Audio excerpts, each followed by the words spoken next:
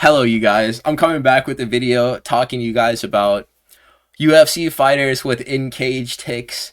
Some of these guys are not in the UFC anymore, or they've outgrown their old habits that they would do as they fought. Shout out my boy Darius, for real.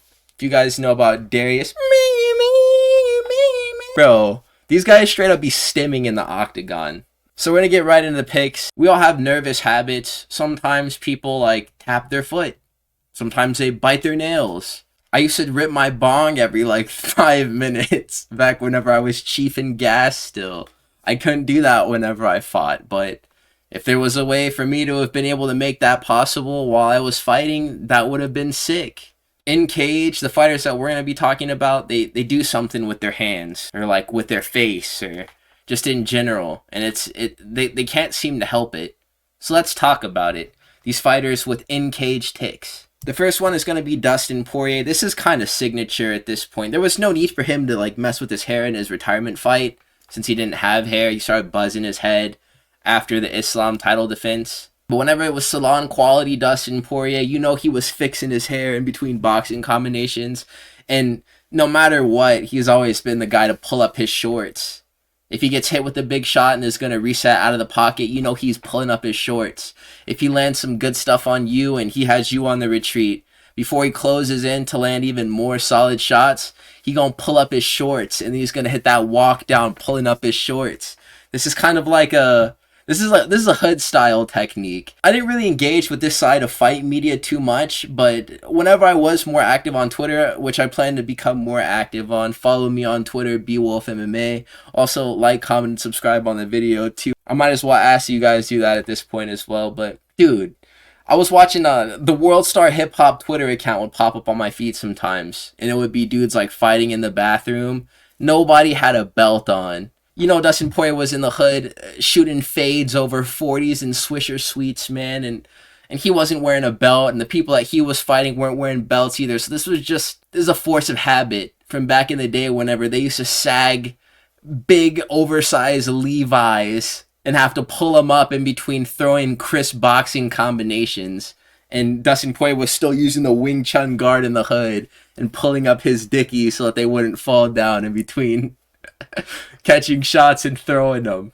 So this is like probably the most signature entry that we have. If I did rank all of these takes, Dustin Poirier pulling up his shorts would probably be number one. But out the gate, this is foundational for all of us to understand what the basis of this video is. The next fighter take is something that I noticed that, man, this guy did not do it once in his fight against Diego Lopes. The chin scratch. It's only whenever he seems to be like thinking hard and deep thought, or if he's getting beat up, he's chin scratching. Diego Lopes, maybe it's something that he's made a conscious effort to not do anymore in his fights, but I didn't see him do it one time in the Gian Silva fight. Somebody could please leave a comment and detail whether or not they saw him go for the chin scratch. It's literally this. Throw some combinations where he gets hit with something. He's like doing head movement, and then he goes... It's with his rear hand. So yeah, he's scratching with his rear hand. And it's just like, and sometimes he's just like touching it. It's literally just like him tapping on his own Adam's apple. It's so weird. Sometimes it's like he's like flicking it forward as well. I think that's like thank you in sign language. But yeah, it seems like he's got it under wrap. Diego Lopes with a mustache is not a nervous wreck anymore in the cage. Maybe that's just the Volkanovski effect because both of these screenshots were from the Volk fight, I believe. I thought it was pretty humorous. Even in like the Ortega fight, whenever he was winning, the Sadiq Youssef fight before he landed the knockout as well, he just hit the little, and that was kind of funny. So yeah, it's another one of our entries, the Diego Lopes chin scratch, less signature than the shorts pull up by Dustin Poirier, or even the hair adjustment, but it's definitely pronounced enough to be a mention on this list for certain. So this is going to be one of the fighters who's no longer in the UFC. Damir Ismagulov had this tic, right? And he's not going to be the last Kazakh fighter that we mentioned here. Damir Ismagulov had this tic where it was in the middle of his boxing combinations as well. Whenever he would reset, he would do this. You can laugh if you want, but like this is literally what he used to do. Don't laugh at him. Laugh at me for recreating it because I'm not going to do it right. He would go... That's literally what he would do. He would go... And then he would get back to boxing. He would strike, and then like it'd be like a shrug and like a neck adjustment. He would always make like this weird face, like he was in pain. He was like grimacing whenever he would do it. It was the most. I always thought it was like the most odd thing to watch. And this was definitely something that, like, whenever fighters lose is whenever these things would rear their head a lot more. Whenever they were dealing with, like, a tricky on-the-feet or grappling puzzle that they couldn't solve. In the Grant Dawson fight, this tic was happening, like, once every 5 seconds. Because he was getting so frustrated by the grappling entries of Grant Dawson, and he would fight his way back up to the feet. And then he would just get taken down again. Maybe he was cringing at his own lack of takedown defense, but I thought this was so unique. This tic was so... I've never seen it before. I've never seen any other fighter do this. I wonder what Damir Ismagulov is doing right now. I wonder if he's still fighting. I miss this guy, man. I think this was the dude who beat Guram Kudadaladze back in the day or something. Or he beat Gamrot or somebody. It was something like that. This was the OG Kazakh prospect that everyone used to glaze and be like, you know, he's next up. This guy's gonna be something one day. Before Shavkat Rakhmonov, it was him. It was Damir Ismagulov. I'll never forget.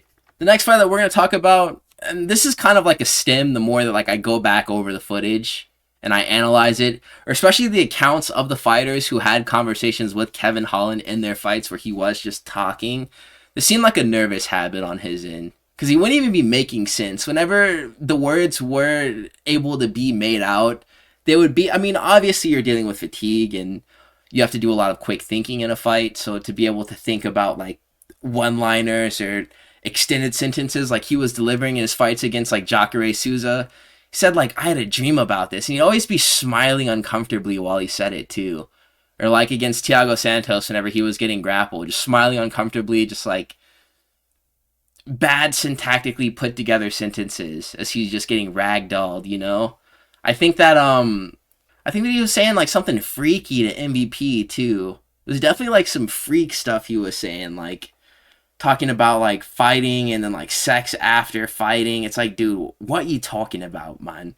Just fight your fight, man. Just focus on the fight. If I was MVP, I would literally have just been like, dude, please stop talking to me. And this all but confirmed it as well. Whenever Cowboy Oliveira was attacking that RNC, his arm was in the choke. So, I mean, he wasn't in any real danger. But that actually was a threatening choke at one point before he popped his arm through it and threw that thumbs up.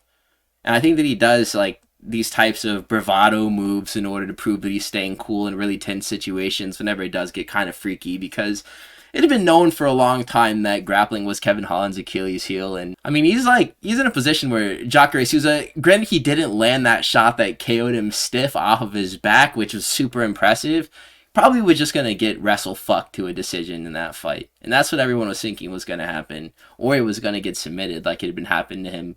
So yeah, Kevin Holland, the fact that he's always talking in the cage, I think that it's in part to throw off his opponent, but I think a lot of it is for him too.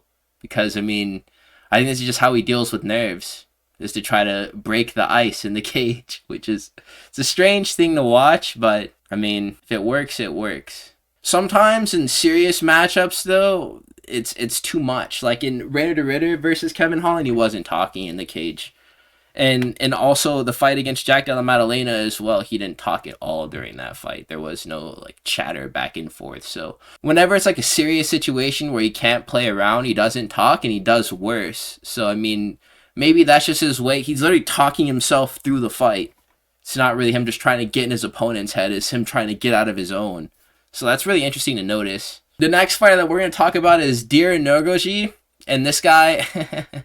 Two things, man. Why does Diyar Nurgozhay have his coach spit in his face, man? Like, he does it in the corner and before he walks into the cage, too. His coach literally, like, drinks a little bit of water and he just misses him right in the face. Like, up his nostrils.